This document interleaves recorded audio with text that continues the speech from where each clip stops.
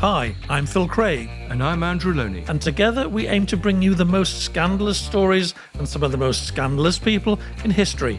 So thanks for joining us here on the Scandalmongers podcast.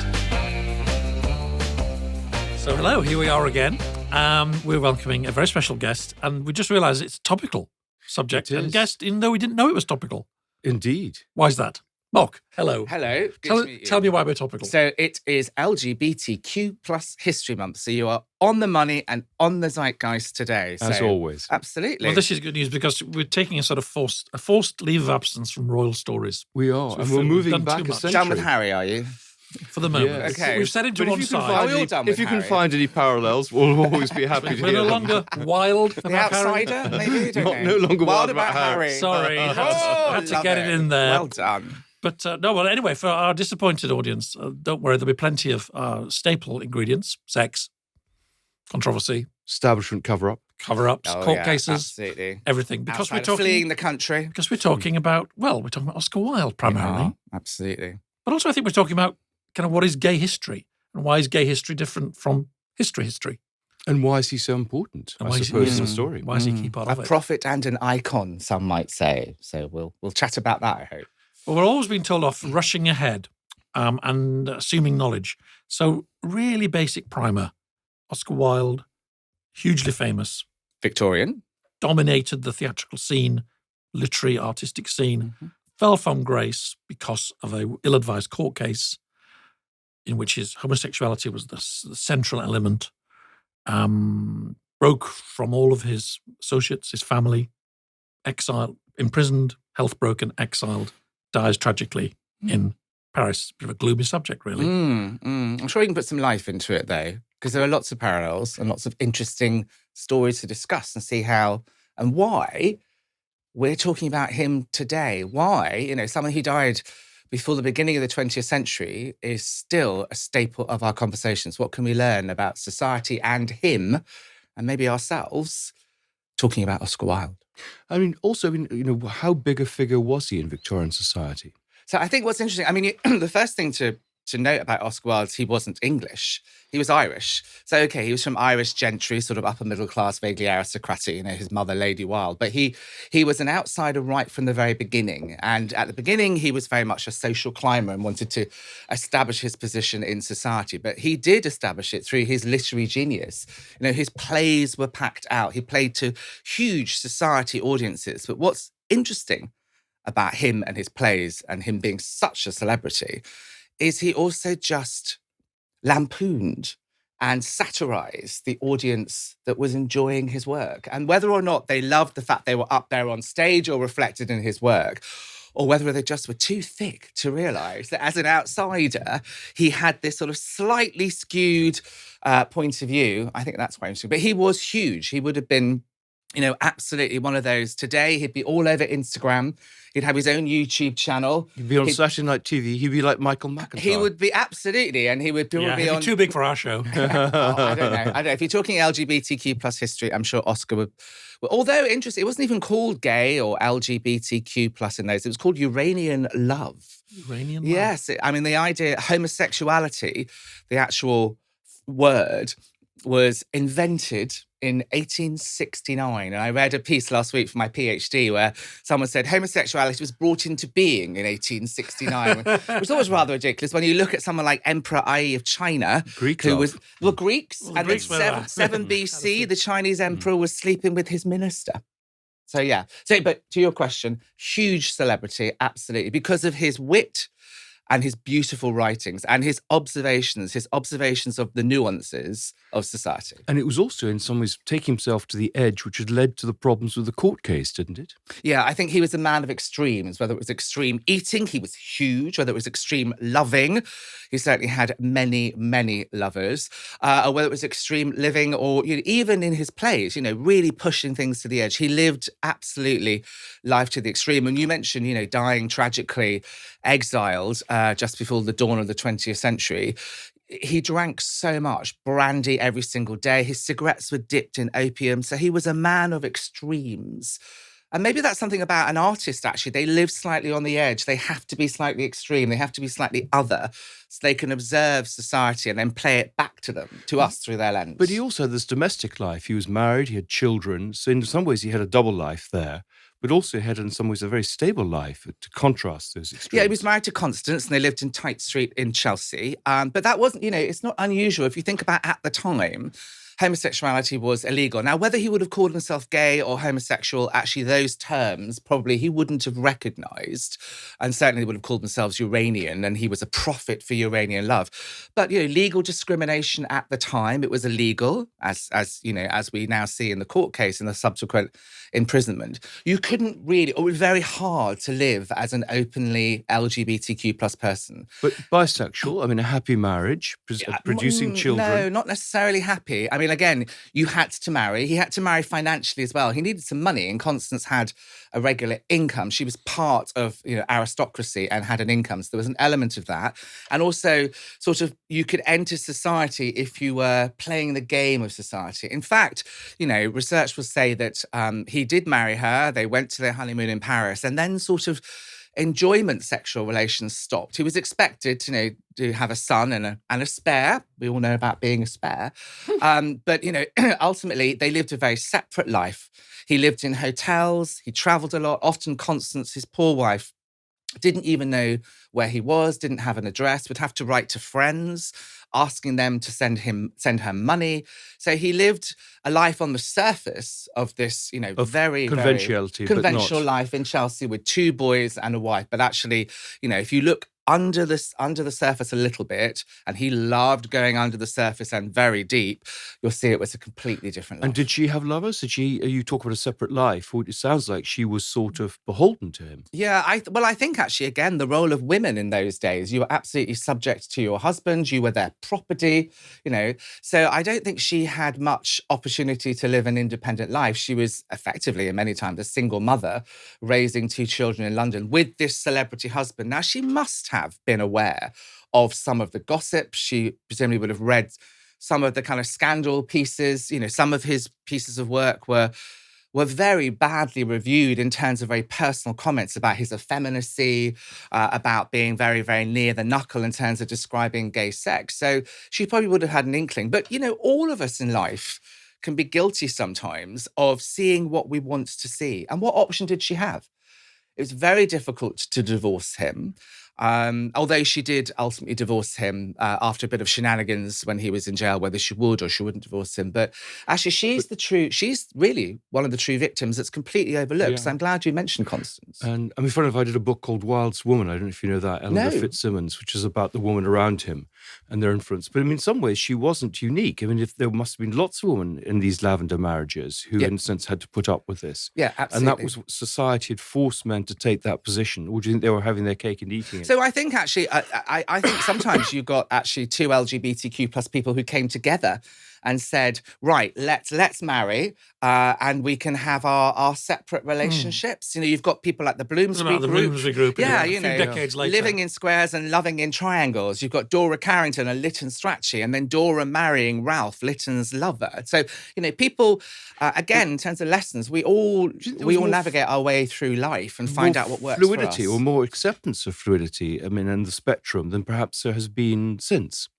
Well, was there more acceptance? I think certainly if you look at English public school, and you have any kind of the written records of people like Lord Alfred Douglas Bosie, they certainly was an element of boys playing with boys when they were at school. So it was there, but actually then remember it was a very, very moral society. The Christian values were really important. We had Queen Victoria on the throne establishing, what the ideal family was and how people should live. And there were no lesbians then. Well, they hadn't invented either. They hadn't invented. Well, actually, there's an interesting point actually about lesbians. There wasn't legislation against it, and there's 2 rumours. One that Elizabeth I refused to acknowledge they exist, and then when an act was put in front of Queen Victoria I, that she refused to sign it because she said women can't do that. Now, one, and that actually isn't true, but it's a rumour. One is that men at the time couldn't imagine what women could do. how could women have sex with each other because there was nothing there? So they were kind of quite, short-sighted in terms of a pleasure that a woman might want. So that's the first thing. But secondly, actually, there's a conversation to be had about whether if you are absent from legislation and absent from history as a gay woman, is that to your benefit, or has your whole being in some ways been kind of abnegated and edited out of existence? So they did exist, and certainly, Oscar Wilde probably would have known a few. But I see, I'm researching a history of LGBTQ plus people in the country house for my PhD, and there are even fewer records of successful and happy lesbian couples. We've got our ladies in Wales, the ladies of Llangollen, yes, absolutely, in North Wales, who are Irish aristocrats. We've all seen Gentleman Jack. Who absolutely, it was a real person as well. So, but again, she was incredibly moneyed. Yes. So I was going to turn the conversation to class, actually. Yeah. Because, because we're British and we're British and you two are very posh. My father was from Ireland, came here with £1.50. This accent was bought at Latin I thought you styled yourself the Gay Aristo. So my Instagram account is the Gay Aristo on Instagram and on YouTube, and that's because when I've loved history all my life, but I've never really, as a gay man, seen myself in it. And as a child, my parents would take me to country houses, National Trust, to go and visit these country houses. But again, I never saw myself represented. So when I started my PhD looking at country houses, I thought I'd write about cushions or curtains or not gardens. But actually, I found that there are so many LGBTQ plus people in those great estates who we don't know about. Lord Farrington. Absolutely. And Lord Byron. And you've got Beckworth. And so I said, there's a whole history here that needs to be told. So originally I started telling the history of LGBTQ plus people in the great estates, but then it's moved on now to be more hidden history, LGBTQ plus stories, bit of royal stuff in there and other gorgeous things. Lovely. Well, okay, so back to class. My favorite subject. Yeah. Well, is it the case then that this is a story about, you could go to prison, and Wilde indeed does, but if you're working class and you're found, in cottaging in Hyde Park, and you look at the diaries of various cabinet ministers and members of the House of Lords from the early years of the 20th century, you think you've gone to the St. James's Park must have been full of people trying to make guardsmen. It was some Georgian days. But it was always it seemed to be it was the poor people that entered prison. Yeah. And if you were lucky, if you were a well-connected theatrical knight, or a top politician, or maybe a famous playwright, if you kept it within certain limits, you could just about live a life. Got married, had children. Exactly. But the great thing,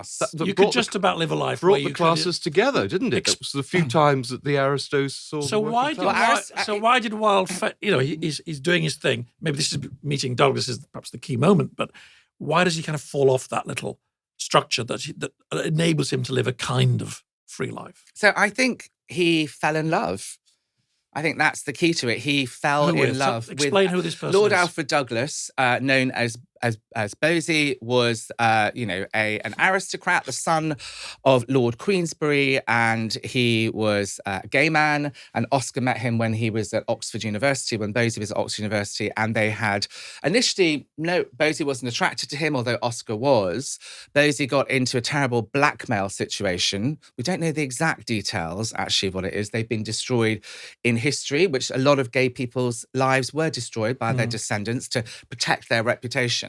But Oscar helped him out, put him in touch with a solicitor, helped him out, and then they sort of got closer and closer and had this mad, passionate affair that I think was incredibly destructive. We've all made bad choices in boyfriends or girlfriends, and they certainly, were damaging to each other. But in terms of the class thing, I think what's interesting there is that they were known as kind of renters, young men on the streets of London, often around Piccadilly and around Mayfair, and then obviously in Paris and Italy later on when Oscar lived there. But they were often incredibly young, incredibly poor, and they were like, a couple of meals away from starvation, and there was a whole kind of industry in blackmailing these men. So someone would go and have a liaison with a man, and then blackmail him, charge £5 for a letter if that letter was, if he wrote to him. So there was a whole industry of that. Difficult to blackmail him if he was in Italy or France and away from Britain. difficult to blackmail. Well, that's why a lot of gay people actually, once stories were out, they fled to the continent. It wasn't illegal in France. Sodomy wasn't illegal in France. Right? No, absolutely not. It was Napoleon, I think, who decriminalised it. Interestingly, was it one of the French presidents who said all English men are homosexuals, but they decriminalised sodomy before we do?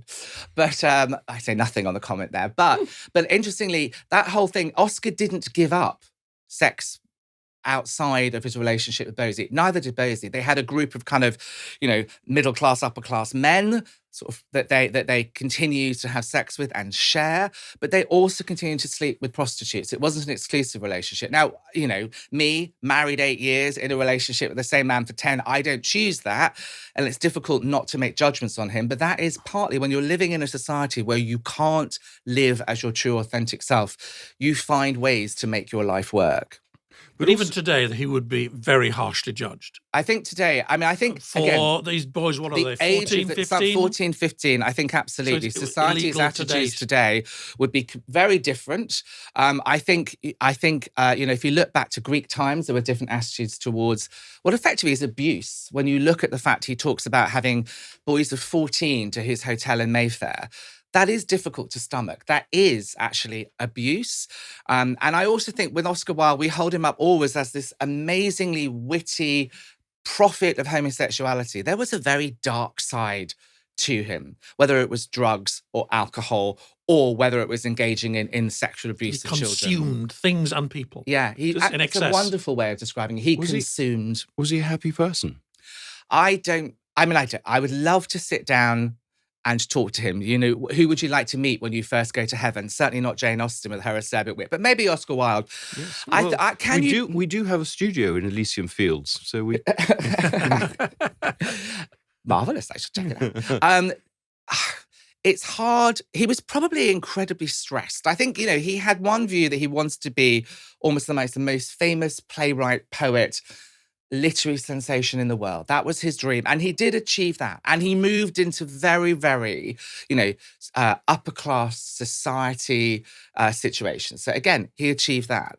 But ultimately, if you're not able to be with the person you love, you're not able to be honest 360 about yourself, which is what LGBTQ plus History Month is all about, understanding where we've come from as a community so that we can then really create the futures we desire, then I can't imagine he was a very happy man, certainly very stressed. And in his last days, after prison, when he'd lost all of his status, when he was ignored by people like Beardsley, who had, drawn cartoons for him, who'd been very successful on the back of Oscar, I think that's why the drugs and the alcohol really overtook him. Seems an element of self-destruction, I think so. Because in some ways, he brought this case when he didn't need to, and then all the reputation management would say, basically play along.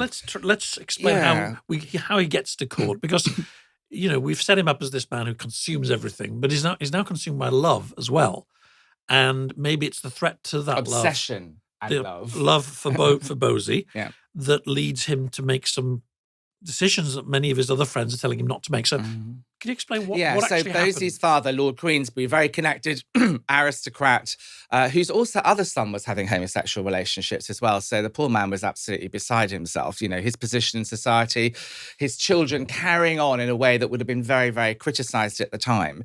He believed that Oscar was infecting Bosie, and that if he could somehow get Oscar away from Bosie, Bosie would suddenly become straight, and then so Wilde has stumbled into a family in crisis. Absolutely, a family in crisis, and a well-connected family. And Queensberry decides that he's going to get Oscar Wilde. Wilde is his enemy, and he tries that at the opening of one of Wilde's performances. He buys a ticket and tries to get into the theatre with a whole load of rotten vegetable that when Wilde takes his curtain call, he wants to throw it at Wilde on stage. However, he's foiled. They had a police protection around the theatre. His ticket wasn't honoured.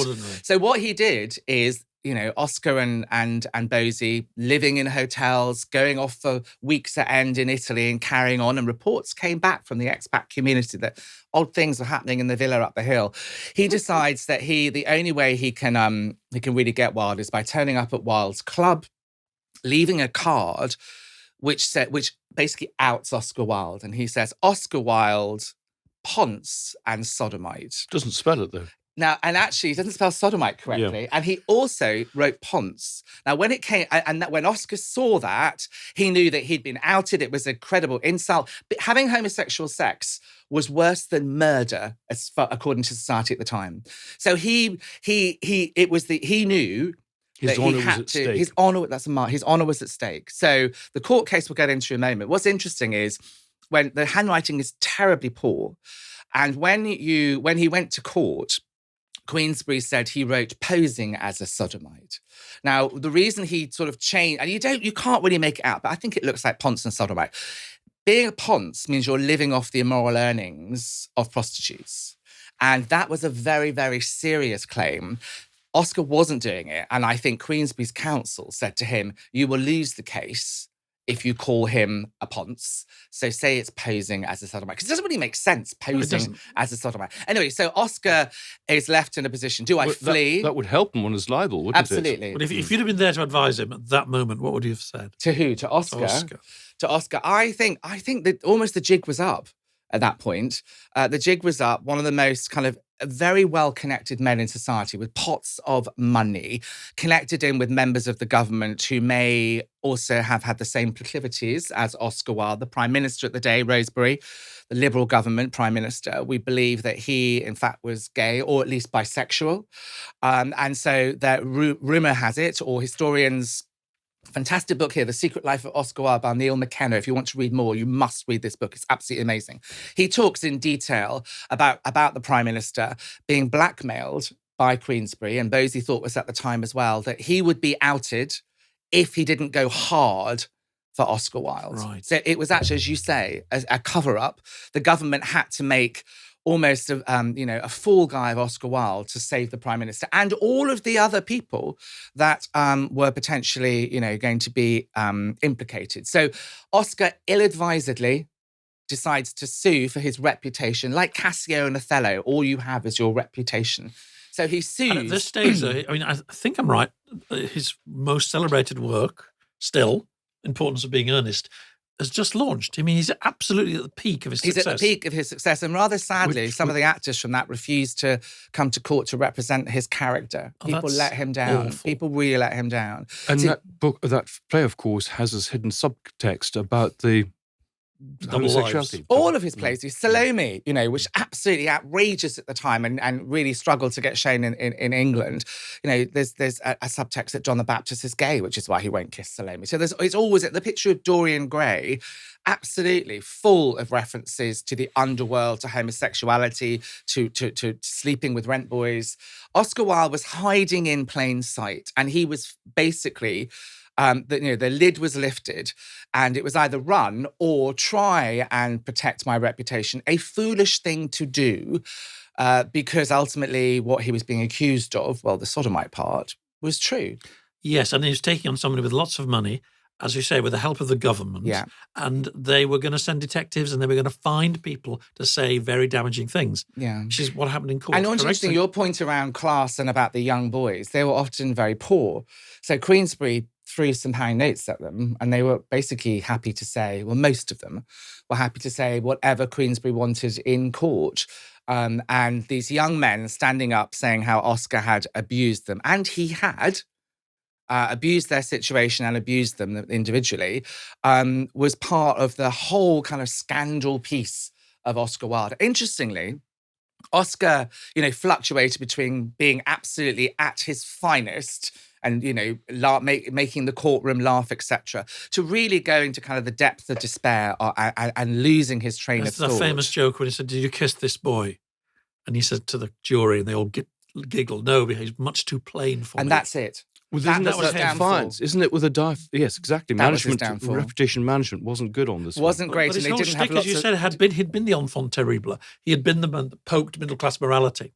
But like Bernard Shaw was doing similar things on politics. And Bernard Shaw lent him money when he was in exile. Bless him. Yeah, Bernard Shaw did. Yeah, he was one of the people that didn't desert him. I'm glad to hear that. Irish man, you see, the Irish exile. Well, I'm Irish. We stick together. Did he feel he had to, in some ways, play this part? That he was going to go out, on a high, rather than, in a sense, show remorse and try and get himself off. Can you imagine, though, you create this massive reputation for yourself, and then you quietly slink away on the boat to France. And there's probably an element of but it would have saved.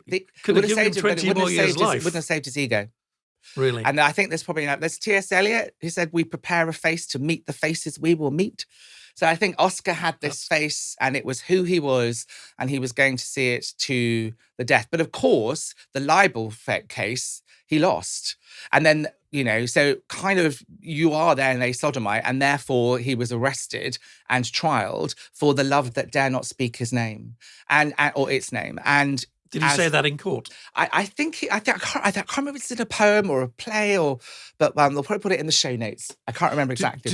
Did he realise the sort of penalties he might have? Oh yeah, absolutely. I mean, it was 2 years imprisonment. It could have got worse if he was actually, if he had been tried for being a ponce, it would have been much worse. But yeah, 2 years hard labour in prison. But also And the hard labour was the nasty part of it, because he was not a healthy man. No, he was a large man, very corporal.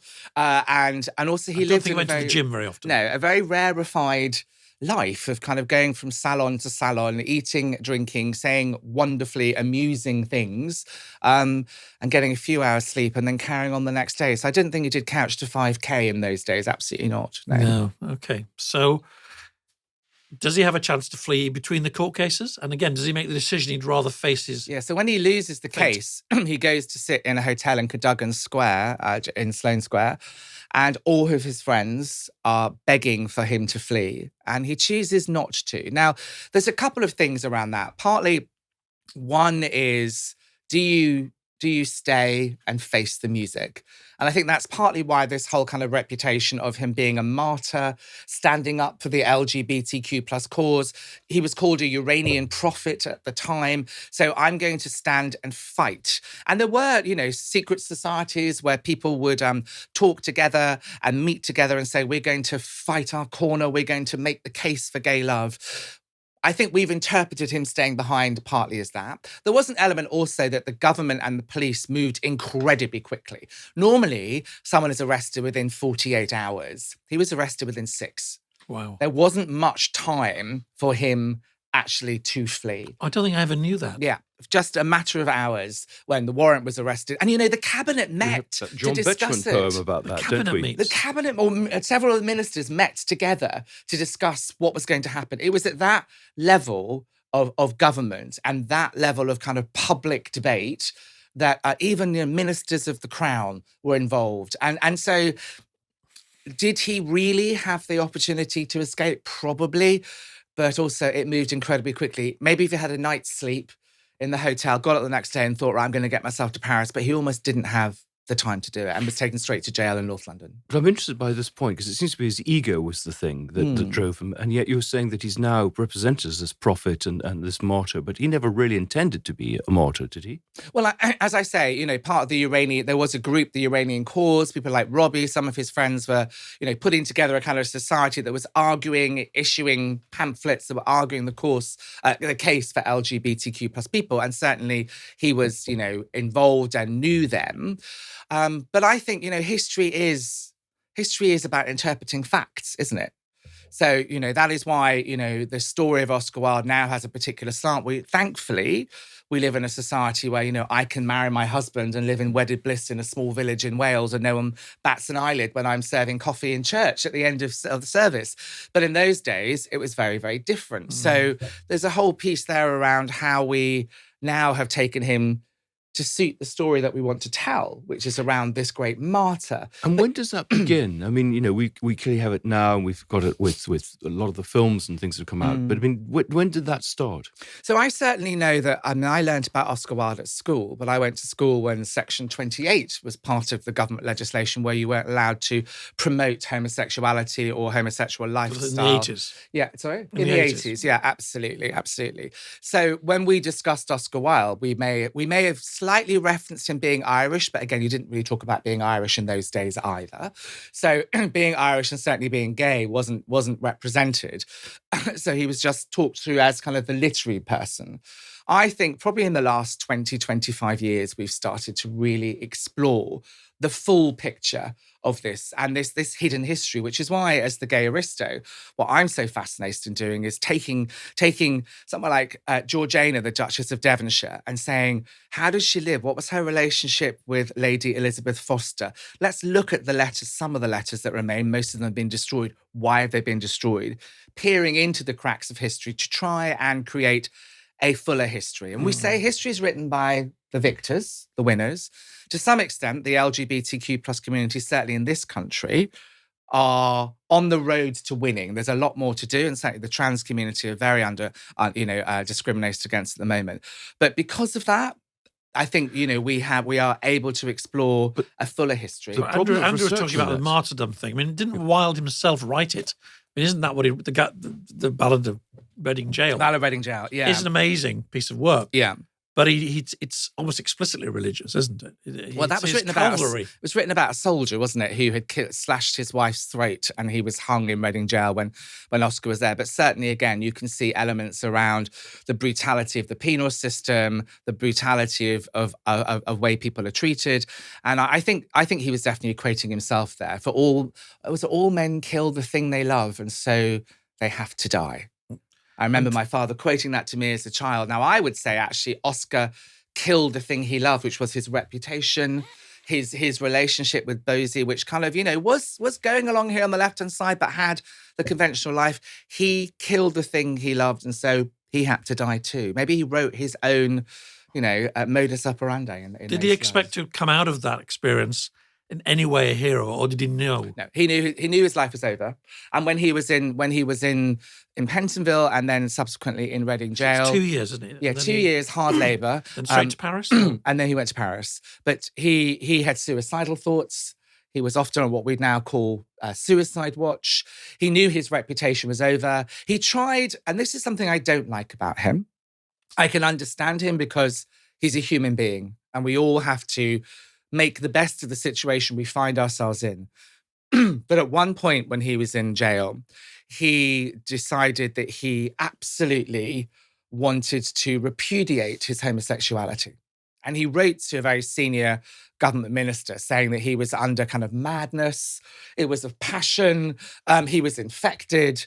Now, someone who's suicidal, who's lost their reputation, who's living an extremely penal life, you can understand that. But I don't think that society or LGBTQ plus historians look enough at the fact that at one point he did roll back from it. I mean, that's an interesting subject. I mean, people feel that, homosexuality can be cured.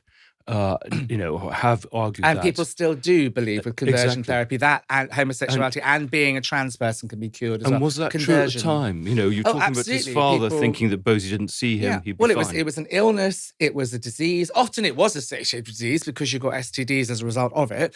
But yes, absolutely, people thought it was an illness. But also it was a sin. Remember, your immortal soul was at peril. This was certainly on the surface, a very God-fearing society. So you would go to hell. And were the theories, I mean, not that you were born like that, but perhaps because you didn't have a father or because of something happening, some experience? I mean, were there all sorts of theories that people tried to put forward? Well, I mean, they called it the Italian disease, didn't they? And I certainly know sort of in the 18th century when people would go on their grand tours, you'd be cautioned not to catch the Italian disease. But again, what's interesting from the history of people going on their grand tours, it's often a time when they maybe experimented or explored a bit more about their sexuality, but then came back to England and got married and produced the heir and spare. But in terms of, I think people thought it was an illness, it was a madness, it was a disease. And, certainly... And in extremis, Wilde also entertained those ideas that he was When he left, did anybody meet him? Was Bosie loyal to him? Did his family stand by him? Was Bosie loyal to him? They had an interesting relationship. So in De Profundis, which is his, massive work that he wrote when he was in jail, which was effectively a love letter or a letter to Bosie, he talks about how Bosie kind of ignored him, and he talks you all the difficulties of their relationship. But he accused Bosie of not writing to him and not wanting to support him, but he actually refused Bosie's letters. All right. So again, he wasn't thinking very straight. His wife, Constance, came to see him a couple of times. At one point, she was going to sue for divorce whilst he was in prison. He reconciled, or tried very hard to reconcile with her, partly because if she had divorced him, more intimate details, particularly of the young men that he slept with, the young boys that he abused, would have come out in court, and he probably would have been rearrested again. So there was something, what's in it for me? I've got to stay in this relationship with her. There was obviously a financial element as well. And for most of his time in exile, she gave him some money, or he managed to get some money from her estate. So, but presumably he was earning royalties on his books and plays. It's interesting. I don't know about the royalties element, but he never had enough money. So, when he was in Italy, he had a £3, I believe it was £3 a week, or maybe £3 a month. Anyway, £3 from Constance as part of her kind of settlement. Women had a settlement when they got married, and you had capital and interest. Anyway, he had £3 from that. And, he would go out for a day, go for lunch, and spend £63 in a day. So excess, consuming, obsessive. And that didn't change after prison? Absolutely not. And he was always borrowing from people. He was met at Reading Jail. He had a couple of defenders, people like Robbie Robbins, who'd been with him for many years, who he probably had a relationship with him, who was around when he died just before the dawn of the 20th century. He had some people who stayed by him. Bosie and him did get back together, much to people like Robbie's and Oscar's close friends' horror. They tried really hard, some of them to steer him back with his wife. Secondly, to keep him away from Lord Alfred Douglas, because it was a toxic relationship. And they actually kind of absconded together and ran away. But they carried on fighting with each other. There's records of Bosie throwing plates, in a kind of a dramatic way at Oscar, and making each other jealous with various other people coming into that relationship. But he did have people around him at the end, but he had no money. And how old were his children at this point? He had 2 sons, didn't he? He had 2 sons. I think they were coming into sort of teenage years. What was interesting, again, disappointing, Constance, in her letters, writes about how he doesn't acknowledge the news of his children. And also when they send him keepsakes, I imagine, my nieces send me pictures from boarding school or something, so I imagine he would have been sent little pictures from the children. He chose not to acknowledge them. Whether that was so painful for him because he knew how much he had let them down, that's a possibility as well. And again, I like to think when I'm looking at these historical people, whether it's Georgiana, whether it's Oscar Wilde, there's a real human side to it. No one is the one-dimensional, you're a prophet for homosexuality. Everyone is a human that's complex, has light and dark, makes mistakes, writes a letter they then regret. So we can interpret history any way we want. How has the family sort of shaped the narrative? I mean, have they withheld material because they're embarrassed, or have they actually been very helpful to scholars? So I've never seen any direct commentary from members of the Wilde family. I think the grandsons, they would still be alive. And absolutely. And I think again, people create their own existence, their own life. You do get certain people who who are living on the fumes of their great grandfather's works. Well, there's an Oscar Wilde Society with people like Giles Brandreth, aren't they? Very absolutely. active. Absolutely. And he's written a series of novels, hasn't he, with Oscar Wilde? I didn't know that. Yes, as a detective. Oh, well, you learn new things on this podcast. You're imagining Wilde as a detective. Yes. And is it set in Victorian days? I think so, yes. Well, Giles Brandreth is your man there. But we've also had Stephen Fry and Rupert Everett. I mean, he's got some very well-known he's been absolute inspiration. And Rupert Everett obviously created his film, I think The Happy Prince, or Unhappy Prince, I have to check. But about which is a very sad film. Very sad. We were talking Oscar's Exile. I find that film very hard to watch, partly because, again, you see something like some of the more sanitized versions of Oscar Wilde's life, and he's running around society in a frock coat, being terribly funny in a salon, and maybe then having a snog with a sailor, and then the camera turns away. In Rupert Everett's film, he explores very much the dark side of his relationships with young men and his alcohol abuse. But I do think, and partly his reputation has been restored because of things like the Oscar Wilde Society, but also we're still talking about him because he is so complex. He's not one-dimensional. Well, if I just sat here and said, "Oh yes, he wrote lots of pamphlets and was a prophet for gay love," we'd be over in 10 minutes. I might read you a couple of... But it was such an all-consuming scandal. I mean, it was perhaps the greatest sort of theatrical or literary scandal there's ever been. Absolutely. In And he was... And it echoed for decades. And I remember when I was at school in the 70s, if a boy was effeminate and the other boys wanted to be cruel to him, which they often were, they would call him an Oscar Wilde in the 1970s. Okay. And I've seen lots of diaries of soldiers and pilots from the Second World War where Oscar Wilde was used as a code for somebody's having a relationship with another man. It became the word. Yeah, well, it's a bit about reclaiming, which is why, the LGBTQ plus community claim the word queer now. And there's a big debate. Some people don't like it. Some people believe it's reclaiming a word that was used in hate. Certainly at school, I was called queer. And the fact that you would call yourself, a queer historian says, if I own this word, you can't have a go at me now. I used to get called Gaylord at school, which I think is hilarious. And when I bought my house in Wales, it came with a Lord of the Manor title. So I'm the Lord of Glenbark. And I always love the idea now. I am, in fact, a gay lord and a very happy one. So that's lovely. Very much. That's so lovely. But I'm interested about the history of the way he's been sort of portrayed in books and films. I mean, we have the Richard Ellman, which is the classic book, which, as you say, someone like Neil McKenna was able to show there's another way of telling the story. But were there lots of biographies from the beginning of the 20th century? I remember films coming out in the 50s. Yeah, I think there were, but again, a bit of him in the frock coat. A little bit of him in the frock coat. I think, again, delving into more of the hidden history is something that we've started to do quite recently. And I'll admit, watching the Rupert Everett film, whilst I thought Rupert Everett was absolutely incredible in that, I found it very difficult and struggled to watch the whole film. Interestingly, that film, he spent, I think, about 15 years trying to get it financed. We're still talking about... And they worked. I mean, they worked at a loss, didn't they? They didn't get paid. Yeah, absolutely. So even though we know he is a figure that continues to fascinate us and continues to be a way in to discuss LGBTQ plus love, even today it's difficult to get it financed. It's difficult to... Which is why something like Heartstopper on Netflix has been so beautiful, which has been like a world-dominating...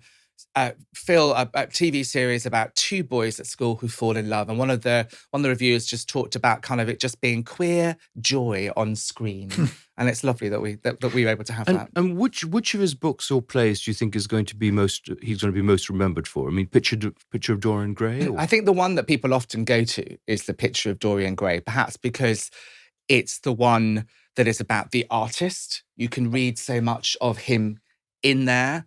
We're all, concerned about what might happen in the afterlife. How do our sins and our indiscretions come back to haunt us? So in Dorian Gray, this beautiful young man is painted, and he wishes he could always remain looking like that. And basically, he does. He doesn't age, but the picture ages.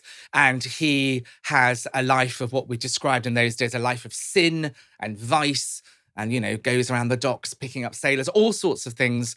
And he then discovers at the end of the novel or the short story that his picture has aged horrendously and all his vice and sin is shown on his face. And he slashes the picture and then kills himself. So there's an element there around, will we pay for our sins? What are sins? The want of eternal youth. So I think probably, what do you think? Didn't he embrace Catholicism on his deathbed? Isn't that one story that's told? I know he definitely had the last rites because Robbie did get a priest. But I thought was interesting on his deathbed. I think it's hilarious. He was it's a wallpaper in a rather the wallpaper. He was in a rather sad-looking room. And he said... it's rather smart hotel now as a result of this association, yeah. So he looked at the wallpaper at the time and said, one of us has to go. Well, the wallpaper's gone. It's very smart, I can tell. I wish they kept a scrap, though. I love it when you go into some of these old houses and they might, in the wardrobe have a piece of what the looked like. Yeah, a piece. Or they might have discovered it when they took back the kind of awful Victorian or even 1960s stuff. They found a little scrap and they've now preserved it. They've done that in the Jane Austen house as well, and you can actually, I believe, buy reproductions of it. So that I love, yeah. I'm intrigued by researching this history because, as you say, it's hidden, the material is destroyed, and presumably when they communicated, they had to write almost in code because clearly they couldn't afford for this stuff to come out. Well, Oscar and Bosie were careless. That was one of the issues, I believe. Although we'll never know the full details originally of Bosie's original blackmail in Oxford, which is where he, first really got to know Oscar. They did write to each other. and they wrote quite letters that I would say weren't in code, very passionate letters that weren't in code. And there were situations where blackmailers, these letters, Bosie particularly, left them lying around his room, lying around hotel rooms, and people stole them and people tried to blackmail them by turning up with these letters. Now, Oscar Wilde once did something very clever. One of the blackmailers turned up with a letter or said, "I have a letter from you." He realized that this letter had been, stolen by somebody. And so he very cleverly rewrote the letter as a love poem and had it published in a magazine. So when the blackmailer turned up in Tite Street asking for £5, he said, "You've got a literary masterpiece. You've got the, it's worth more than £5 because it's the start of this poem, which is coming out in such and such a magazine." The poor boy was completely stumped. I think he got a crown from Oscar and went away. And then he came back and gave Oscar the letter because he'd been so nice to him. And what happened to Bosie?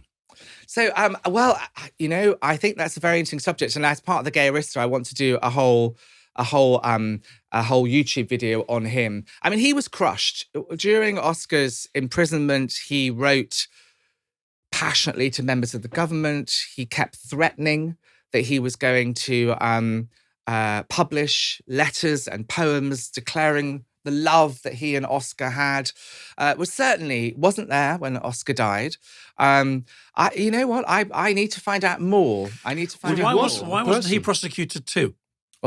Well, that's the thing, isn't it? Double standards. One assumes double standards. You're part of society. You are protected by money and your class, and your father may have gone to school with the judge.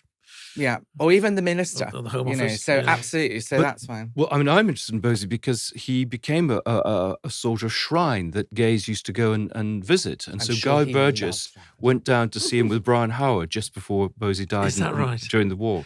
He also gets involved in all sorts of weird conspiracy theories. I think Churchill takes him to court in the 1920s. Gosh. He's involved in this allegation that Churchill had sent a message to America about the Battle of Jutland, exaggerating the British losses so that the British stocks would collapse and his friends could short them all and make lots and lots of money. And Churchill sued him and won because he hadn't actually been to the Admiralty at the time or something like that. He didn't know the details he's supposed to have leaked. But Bosie was involved in that sort of thing. I mean, what I love... He'd have been on Twitter now, no doubt. What I love in biographies is you read the biography of the main person and then, they die and that's the end of the story. But actually, there are all these characters you've been following, like the children or the collateral damage. He lived to the 50s, didn't he? Bosie died, I think, at 45. 45. Okay. But I think the interesting thing is carrying on the story and almost an epilogue. I think there's a book there in Bosie. Yeah, I think there is. There was a biography, wasn't there? Of scandals. Yeah, there was a biography, I think, written by a Spectator journalist who wrote it, I think, at Oxford. Certainly, I know that when I'm thinking about what's next on my YouTube channel, I've earmarked Bosie as a what happens to Bosie. So, to which I subscribed this very morning. Did you? And it's very good. Thank you. YouTube.com/Gay I would recommend anybody check it out. How many subscribers? Not many yet. All the best ones. I hate to tell you, Andrew. More than just a few more than us. Well, we're growing, and we're on Instagram. We need to do more gay history. I'll clear the secret. On Instagram, I started the account when I started doing my PhD for a bit of fun, really. So my three nieces, who I'm very involved in their upbringing because my brother's no longer with us. So my three nieces, my husband, and my best friend subscribed to this Instagram account, the Gay Aristo, where I was sort of sharing things I was learning on my PhD and talking about, gay history. And it started to just get bigger and bigger. And now, it's touching 8,000 subscribers in about 4 months it's been going. So really, it shows a level of interest in the subject. Absolutely. And what's driven that? I mean, is it things like LGBT month, or is it just a lot of people feeling like you that their history wasn't being written about their lives? Yeah, so I think what's interesting is it isn't just LGBTQ plus people who follow me. So I get people who are interested generally in history, people who are interested in civil rights or in justice and putting, I think there's been a historic injustice done to the LGBTQ plus community, and then obviously LGBTQ plus people. I think I almost want to get to the point where I don't have to talk LGBTQ plus history, where it is it's just normal history. History. Yeah. It Well, is just history. But it is a hidden history. And I think that's what fascinates me. There's so much of our history we don't know. And so we need to illuminate it. And on that hidden history. Black history or whatever it is. Yeah, absolutely. On that hidden history, I sometimes talk about a particular, it could be going into a country house. I was at Ashridge House last week, Ashridge Castle, and I was showing some of the behind the scenes there. It could be other interesting parts of history that we just don't see. But I think also now we have the opportunity through social media to also bring stories to life. So for me at school, history was very boring. It was about mainly white men, the battles that they fought, and whether or not they'd recognise their bastard child. And so what I'm trying to do with the Gay Aristo is bring the story to life. I don't know what school you went to, but I mean, even in the 1980s, I think we'd moved on from that. I'm not sure we did at mine. But let me give you an example. So I remember, as I said, my parents were Irish immigrants to this country. Growing up kind of in the 70s and 80s, being Irish wasn't always easy. But in school, I remember our tutor or our teacher talking about Castlereagh. My ears picked up Castlereagh, very involved in the Acts of Union in Ireland, had a great impact on Irish history, even just to hear a little bit of Irish history, because we didn't talk about Ireland at home because it was when the IRA were very active and we were absolutely not going to talk about being Irish or present ourselves in any way Irish in society at those times. So my ears pricked up. Very involved in raising funds for the defeat of Napoleon, incredibly wealthy, minister in the government, huge grand estate, titled, and then he commits suicide. And I remember my teacher just saying, horrid man, slashed his throat, move on. And what I've only found out, and it's all struck me as really odd, plus he was really good looking. So I was like, that's really odd. It's only recently I found out that he was a homosexual, that he received a letter blackmailing him. He went to the king, and 4 days later, he slashed his throat. Amazing. Now, if my tutor had said to me, so let's talk a little bit around homosexuality, around gay shame, around representation, about being allowed to be who you are, I think my teenage years would be very different. And that's what I'm trying to do on the Gay So the single most Aristo. important fact about his death was not talked. Not talked about, but also just his whole representation wasn't talked about. And so, I've had people contact me on the Instagram and say, my child came out to me this weekend. My teenage daughter came out to me this weekend. She was very, very nervous, very scared. And I took your Instagram account and I showed her how she comes from a whole history of LGBTQ plus people. I've had men in their 80s contact me to say, thank goodness someone is finally talking about this, because I never heard this at school. I felt really alone and isolated and unrepresented. And now we are being represented. I think, one of the things I loved most about the royal family, Prince William is a huge LGBTQ plus ally. And what he said recently was, I wouldn't mind if any of my children were gay. I would only be concerned about the criticism that they would receive. And I think that's amazing. I've got no view whether members of the royal family are gay or not. I would love one day to see a same-sex marriage on the balcony at Buckingham Palace and kiss. You have two queens. We've had a couple of queens, haven't we? James I and Edward II, and we've had Anne, Queen Anne as well. Or that may be maybe we should have you back to talk about Piers Gaveston. Oh, I love all that. Or Hula Depensive, the nasty one. In fact, on YouTube we do have Bad Boyfriends Cost Me the Crown, which is all about Edward II. I like that idea. We need better titles. We should copy Mok. Yes, exactly. Lot to learn here. Well, this is such a great conversation. Thank you so much for sharing all this with us. I mean, what's your final thoughts about Oscar and what his continuing relevance, if any, to young people today? Yeah. Oh gosh, his relevance for young people today. I think anybody today. Yeah, with anyone. I think what's interesting about Oscar is about what I love about him is he was really ambitious. He really wanted to achieve. He made the most of his skill, his literary genius.